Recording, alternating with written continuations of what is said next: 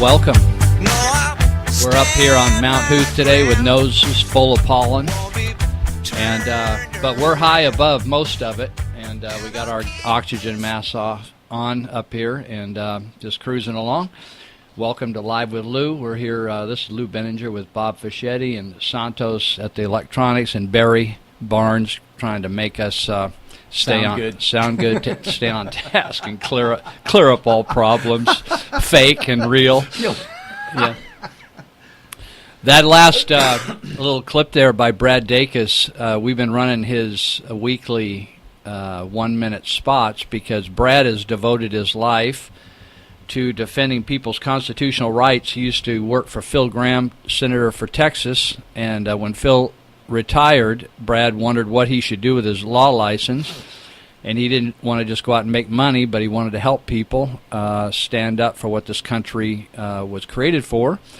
So if you have a legal issue that's dealing with your rights and you need some free representation, because representation is expensive, most people kind of get run over because they don't have enough money to represent themselves, Brad Dacus at Pacific Justice Institute will represent you.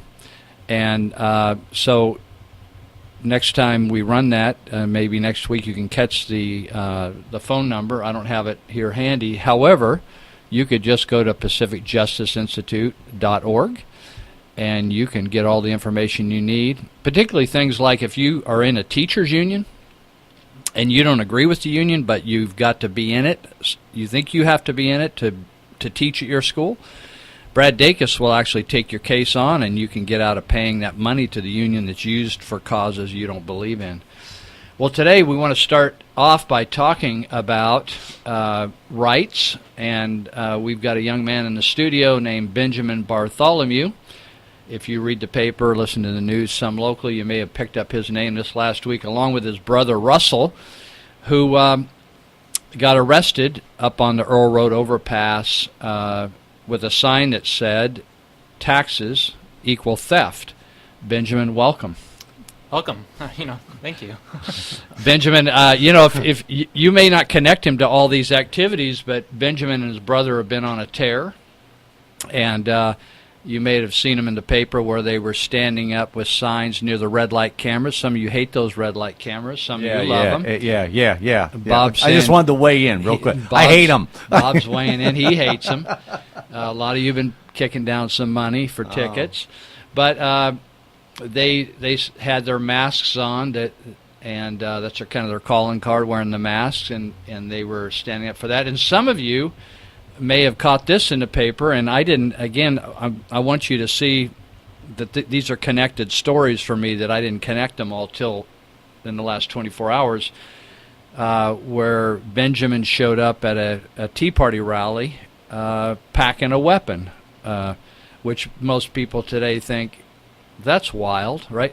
The other day I saw some guys with a shotgun in their back window of their pickup. I hadn't seen that for years, but my dad and I used to have, we used to drive with, we had a gun rack in our pickup, right, because we hunted. And the other thing is, which I have actually been a victim of, I got groped at the San Francisco airport. I had to go through the scanner because I flew twice to China within 6 weeks. So the first time, it was just normal. We just went through the metal detector, right? Right. Pull your belt off, take your shoes off, anything in your pockets. The second time, they had these tubes these stand-up tubes. You walked in there, you had your hands up in the air. In fact, the gal dang near went naked before me. I said, I can't believe she's just doing this, right? And standing up, holding up, and they spin you around in this X-ray thing, and but you're in a line with thousands of people behind you, right? And this is just not right.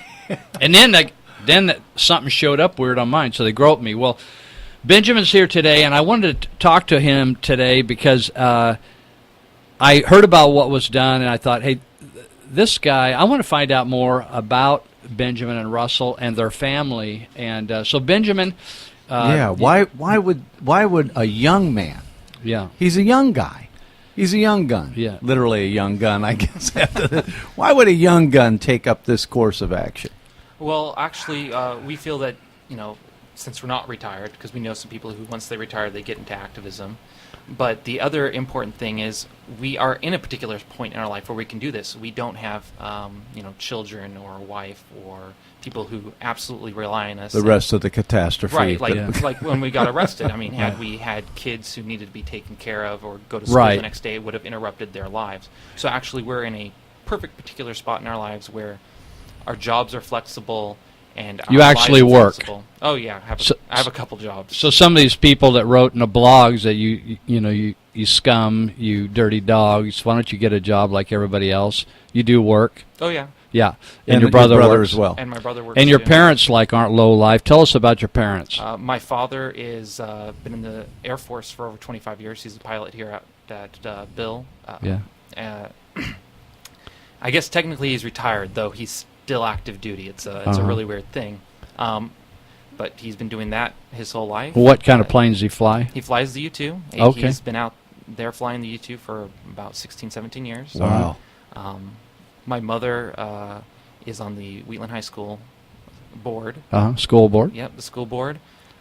They run a local community. We run a local community paper that comes out once a month.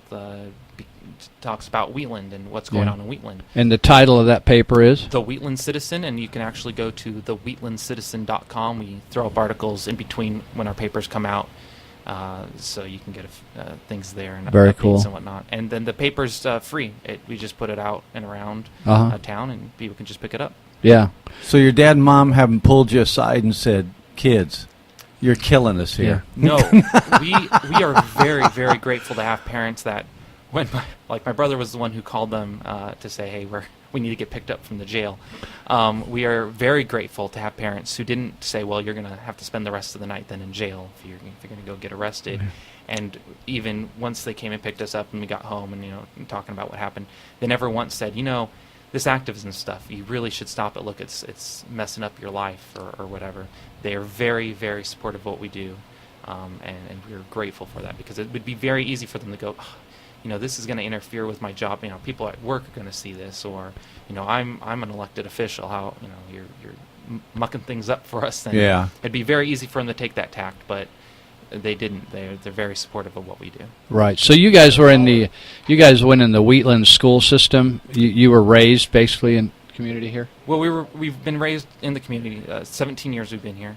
My brother went to Wheatland High School all 4 years. He was actually, I think he was a student body president. I don't know how they phrase that. Yeah. I've been in and out of different schools, charter schools, homeschooled, public school, because my mother thought it was important for me to be homeschooled, but then also to get varying experiences, being in regular school. Right. So I've seen both the positives and negatives of homeschool, and the positive negatives of public school, and the positives and negatives of charter school. Okay. So So are you guys? You're of the age to be in college. Are you doing any college or? done are with you- college. My brother's done with college.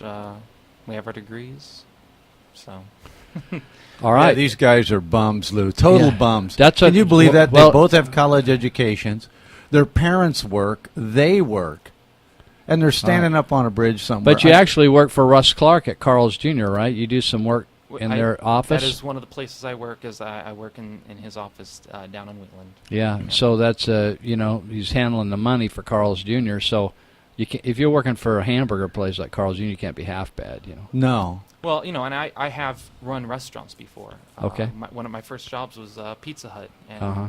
I got it when I was 16, and when I was 18, I was promoted to the general manager here at the Linda Pizza Hut. Now, to be fair, that's not just because I'm good. It's also because no one else would take the job.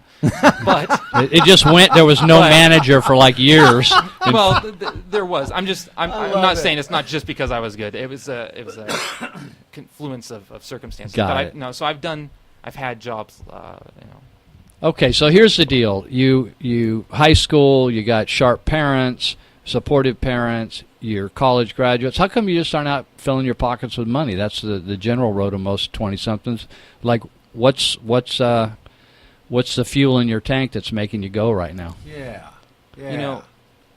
And that's the thing, is people always ask us, why are you doing this? Yeah. What are you doing this for? And frankly, the thing is, when I turn 80, I always use 80, I don't know why, but when I turn 80 and my grandkids say when X, Y, and Z was taking place in the early 2000s. What did you do to prevent it? Good for and you. I don't want to go, well, I got a job, lived my life, kept my head down, and hoped they didn't come after me, and hoped that they only hassled other people. I want to be able to say I did something. Now, that doesn't mean it will work. It doesn't mean I'll Right. win. But I want to be able to honestly say, well, you know what? I did something. Maybe I could have done more, but I did something to try to affect change and to make the world a better place, society better. Right. So when did that start for you? Your brother, you said, went to Wheatland High. You were in and out of various school programs to get your diploma. Was that something that was kind of birthed during your high school years? No, or is that a family thing? I mean, was it kind of cooking in your family, that philosophy? Well, ever since I was 5, my father went to the Gulf War, and I started watching C-SPAN just because I wanted to know what was going on. Every time he would get deployed somewhere, I'd pull out a globe and look at it. And so I was very keen on politics. And I was always keen on politics and political philosophy and political theory and philosophy in general. So, it's always been something on my mind, but I've never done activism, never, got into anything. And then a few years ago, I found out about the Free State Project, which is a project to get a large number of people, 20,000 activists, not just people, activists, to move to New Hampshire where they can consolidate and actually make change.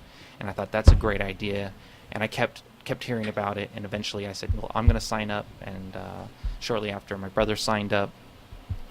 And then still didn't do any activism. Just the plan was, okay, I've signed up for the Free State Project, and eventually, we'll move to New Hampshire. And then I found out that by watching some of the videos of what they're doing in New Hampshire, one of the things they were doing was these open carry litter pickups.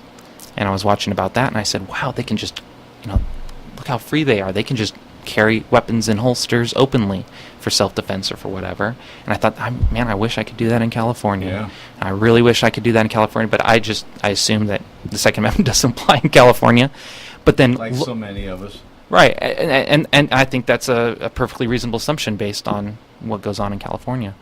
And then I found out through research and whatnot that open carry is okay in California. Now there's silly rules you got to follow. Like I can't have a magazine in the gun. I have to keep them on my hip. But the fact is, I'm now 2 or 3 seconds away from having a loaded weapon, able to defend myself or someone else, rather than 4 or 5 minutes away, which is the average response time of police in California to respond to emergency calls. So I think the interesting thing is, if I could just interrupt you just 1 second, is that even though that's allowed, the fact that hardly anybody does it gives the impression that it's not allowed. So pretty soon, in your mind, you're limited. Yes. It's kind of like Yeah. having a dog on the leash, and pretty soon you unhook him, but he's still got the leash around his neck, and he thinks, I'm still on that leash, Exactly. right? So he behaves as if he's still hooked up.